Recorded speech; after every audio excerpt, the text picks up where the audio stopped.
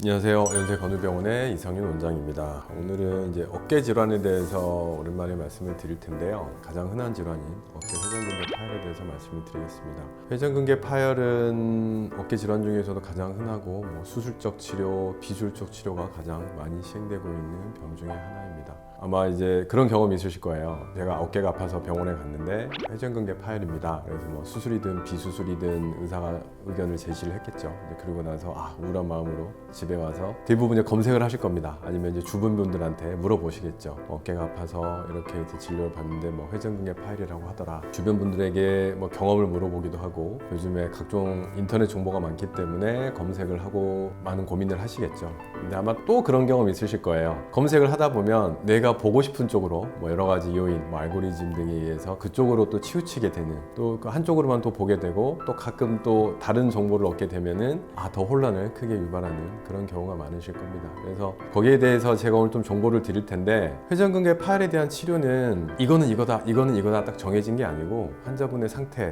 그 다음에 어떤 나이, 직업 정도, 여러 가지 상태를 고려해서 결정해야 되는 거기 때문에 제가 오늘 여기서 회전근개 치료는 정답이라고 딱 이게 정답입니다 말씀드리기는 어렵고요. 그거는 제 생각에 그냥 광고성 글이라고 저는 생각이 들고요. 항상 전문의와 상의를 해서 환자분의 의견을 충분히 말씀하시고 조율해서 하는 게 맞을 듯 합니다. 그래서 오늘 말씀드리고 싶은 내용은 어떤 주사 치료든 수술적 치료든 최소 이 정도는 알고 좀 고민을 하고 치료 방향을 결정하셨으면 좋겠다 말씀을 드리고 싶고요. 오늘은 특히나 이 주사 치료, 비수술적 치료에 대해서 말씀을 드려보겠습니다. 이제 검색을 열심히 하셨어요. 열심히 하시고 이제 나름 이제 선생님하고 상의를 하셔서 아직 수술할 정도가 아니니까 비수술요법을 먼저 해보겠습니다 결정을 했을 때, 여러 가지 이제 가장 많이 하는 게 약물요법, 물리치료, 주사요법이 있겠죠. 우리나라는 의료보험 제도가 있기 때문에 주사 치료를 의사들이 아무거나 막 쓸 수는 없습니다. 어느 정도 국가에서 허가한 그런 치료를 사용을 해야 되고요. 주사 치료를 많이 사용할 수 있는 게 스테로이드를 이용한 관절 주사 치료를 많이 하고요. 그 다음에 어깨 주변에 신경 주사 치료, 그 다음에 프롤로라고 하는 인대 강화 주사, 그 다음에 요즘에 많이 쓴다는 DNA 주사, 콜라겐 주사, PRP 주사라고 하는 자가 혈청 성분을 뽑아서 하는 그런 주사들이 있겠습니다. 아마 이 정도의 대부분 시행을 하실 것 같고요. 하지만 이제 주사 약제 성분이 이렇게 됐다고 해서 주사 치료 결과가 다 똑같지는 않습니다. 첫째, 가장 중요한 건 환자분의 진단이겠죠. 진단이 정확해야 치료도 정확하게 들어갈 수가 있습니다. 완전히 파열이 되고 이건 누가 봐도 수술해야 될 정도다 그러면 결정은 쉽겠죠. 그런 경우는 그냥 의사와 상의해서 수술 잘하는 의사 선생님을 결정해서 수술 받으시면 돼요. 요즘에는 기구도 많이 발달했기 때문에 수술 결과도 좋습니다. 하지만 이제 수술할 정도는 아니고, 아니면은 의사마다 의견이 다를 때거든요. 그럴 때는 환자분께서 결정을 하시고 하셔야 되는데, 그때는 어느 정도 좀 신중하게 결정을 하셨으면 좋겠습니다.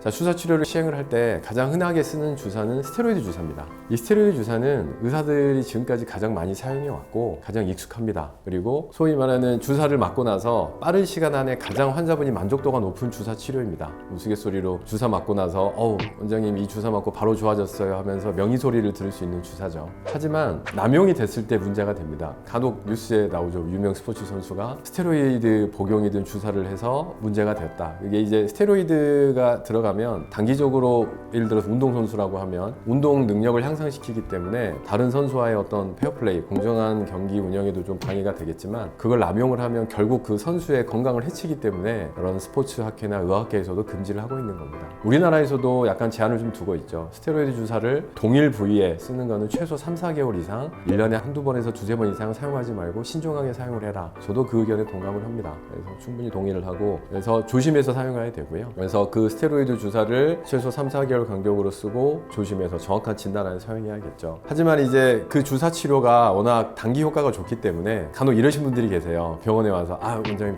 저번에 놨던 주사 좀 놔주세요. 그냥 그거 괜찮았는데. 가끔 이런 분들이 필요한 경우에는 제가 놓겠지만 좀 안타까운 경우가 있어요. 주사를 맞았더니 바로 좀 편해지고 좋아졌단 말이에요. 그러면 그 후속 치료가 들어가야 되는데 괜찮네, 그 선생님 치료 잘하시네, 그리고 그냥 지내버리는 겁니다. 그러면 시간이 지나면 주사 효과는 떨어지거든요. 그러면은 환자분은 다른 거는 바뀐 건 없기 때문에 다시 또 아프게 되죠. 거의 대부분 병원에 다시 오세요. 그래서 원장님 괜찮다가 다시 좀 아픈데요. 그러면 그 주사 치료를 하면 주사 치료가 또 들어가게 되죠. 그러면은 아까 말씀드린 부작용과 그런 게 나타날 확률이 커지죠. 효과는 좀 더 떨어지고요. 저는 그냥 환자분에게 말씀드려요. 이 주사를 자주 쓰면 우리 몸에서도 내성이 생길 수 있고, 그래서 효과는 떨어지겠지만 효과를 높이기 위해서 주사 용량을 늘리거나 그러면 분명히 거기에 따른 부작용이 옵니다. 원장님 어떻게 해야 되나요? 주사를 맞고 일단 심한 통증과 염증이 좀 조절이 되면 그 후에는 생활 습관도 좀 바꾸고 물리치료든 재활치료든 그 후속 조치가 들어가야 그거를 다시 안 아프게 하고 유지할 수 있습니다. 그렇게 설명을 드리거든요. 그래서 꼭 주사 치료만 해서 바로 좋아졌는데 그렇게 만족하지 마시고 꼭 그 다음에도 의사선생님들과 상의를 해서 평소 습관도 좀 교정을 하고 필요한 재활치료도 하셨으면 좋겠습니다. 그래서 스테로이드 주사는 잘 쓰면은 정말 이만한 명약이 없거든요. 하지만은 충분히 조심을 해야 된다는 거 꼭 말씀드리고 싶었고요. 간혹 가다가 의뢰에 와서 그냥 무조건 주사만 놔달라는 분이 있어요. 검사도 됐고 무조건 주사만 놔달라.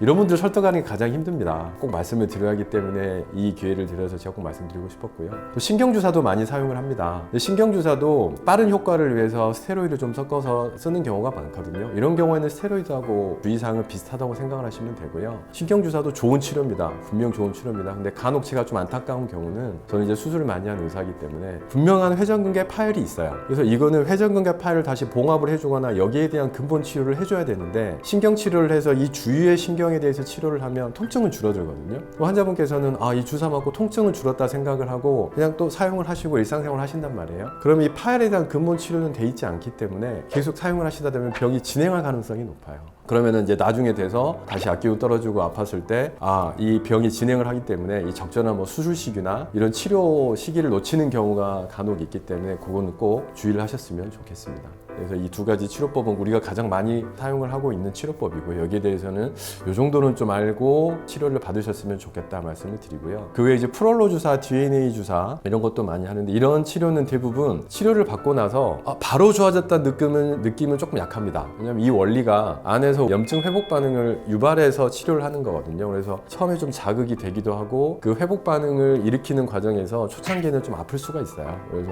선생님 이 주사는 왜 맞고 나서 아픈가요? 말씀을 주시거든요. 그럼 이제 이런 이유로 그럴 수 있고 또 장기간의 치료가 필요합니다. 그리고 이 치료 결과에 대해서는 논문도 그렇고 의사마다 의견이 좀 달라요. 치료가 쉽게 말하면 효과가 있다 없다 치료가 다르기 때문에 이거는 항상 환자분의 상태와 또 환자분이 원하는 정도에 따라서 치료 방법을 결정을 해야겠죠. 그래서 그거는 좀 주의를 하셨으면 좋겠고 콜라겐 주사도 요즘에 많이 씁니다. 콜라겐 주사는 제가 따로 정리를 해놨기 때문에 그거를 좀 참고하시면 좋을 것 같고요. PRP 주사 요즘에 많이 이슈가 되고 있죠. 자기 피를 뽑아서 치유 성분만 걸러서 넣어준다는 주사가 있습니다. 이 주사 이론적으로는 가장 좋습니다. 상처가 났을 때 피가 나서 상처를 아물게 하잖아요. 그래서 그런 성분들을 뽑아서 걸러서 응축시켜서 병 부위에 넣어주기 때문에 이론적으로는 가장 좋은데 일단 많이 아픕니다. 주사 맞고 나서 통증이 꽤 있습니다. 좀 오래가는 경우도 있고요. 치료 효과에 대해서도 이견이 좀 있습니다. 그래서 아직까지 우리나라에서 어깨 회전근 파열에 대한 PRP의 인정한 적응증은 회전근개 파열이 명확해서 봉합 수술을 할 때 그 재파열률을 낮추기 위해서 사용하는 경우만 인정이 돼 있습니다. 그래서 그것도 꼭 알고 계셨으면 좋겠고요. 그래서 그 외에 여러 가지 치료법들이 있을 수는 있겠지만 일단 오늘은 이 주사 치료법에 대해서 이 정도는 조금 알고 계셨으면 좋겠다는 설명을 드렸고 주사 치료의 가장 중요한 점은 첫째도 둘째도 정확한 진단입니다. 진단이 정확해야 정확한 치료가 들어갈 수 있고요. 두 번째는 의사들이 정확한 술기를 해야겠죠. 필요한 부위에 딱 필요한 만큼만 주사 치료나 약이 들어가야 되는데 의료 기술이 발달하기 전에 그 주변에 약을 그냥 대충 이렇게 뿌려놓고 나오면 약 효과 때문에 좋아진다. 효과는 있을 수 있습니다. 하지만 그만큼 약을 많이 써야 되고 정확한 부위에 들어가지 않으면 환자분이 느끼는 통증도 심할 수 있고 약을 또 많이 써야 되니까 그 약에 따른 부작용도 있을 수 있겠죠. 그래서 정확한 부위에 정확하게 들어가야 되는데 다행히도 요즘에는 초음파가 많이 발달을 했고 의사들도 초음파 술기에 많이 익숙해져 있기 때문에 정확하게 초음파를 보면서 그 부위에 딱 필요한 만큼만 주사를 하면은 효과가 좋을 수 있다고 말씀드리고 싶습니다. 오늘은 일단은 이런 주사 치료에 대해서 좀 말씀을 드렸고요. 다음에는 이제 수술에 관해서 또 말씀을 드릴 텐데 수술도 미리 좀 말씀을 드리면 너무 겁내하실 필요는 없습니다. 어깨 회전근개 파열 수술은 대부분 다 내시경으로 수술하거든요. 기술도 많이 발달해 있고 의사들도 술기가 어느 정도 평준화돼 있기 때문에 적절한 시기에 잘만 해주면 결과 좋습니다. 하지만 아까 말씀드린 혹시 안타까운 상황 때문에 적당한 시기를 놓쳐가지고 병이 너무 심해서 왔다던가 봉합을 미리 했어야 되는데 좀 시기가 많이 늦고 병이 많이 진행했습니다. 이제 그런 경우가 문제가 되는 거거든요. 그래서 그거는 나중에 제가 또 정리를 해서 말씀을 드릴 거고요. 오늘 이 정도로 해서 정보를 드리고 환자분들이 치료 방향을 결정할 때 꼭 도움이 되었으면 좋겠습니다. 감사합니다.